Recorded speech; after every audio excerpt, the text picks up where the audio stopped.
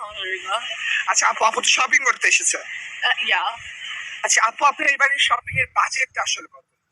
Budget তো বেশি না, আসলে এবার একটু কম ধরা হয়েছে বাজেটটা। ড্যাডি আমাকে 2 lakhs মতো দিয়েছে আর কি।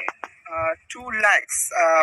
আচ্ছা, 2 lakhs। তাও আর কি আমার জন্য কম হয়ে যাচ্ছে, অনেক প্রাইস এবার ড্রেস আপের।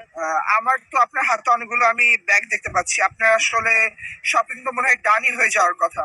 না, এটা তো জাস্ট আমি মেকআপ প্রোডাক্ট কিনছি কিছু। মেকআপ প্রোডাক্ট কত টাকা কিনেছেন?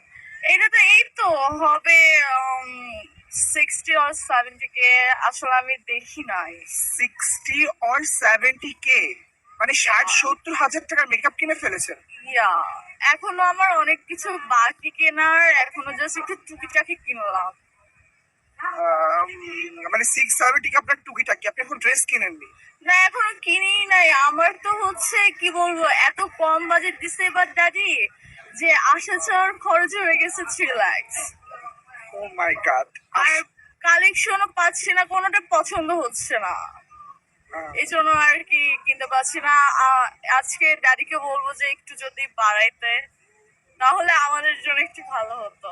ওকে ওকে, ধন্যবাদ ধন্যবাদ আপু। আপনার ঈদ অনেক ভালো কাটুক, এটাই চাই। ঈদ মোবারক। আই থিঙ্ক এই আপুর মতো যদি আমাদের ভাগ্য থাকতো তাহলে অনেক ভালো হতো।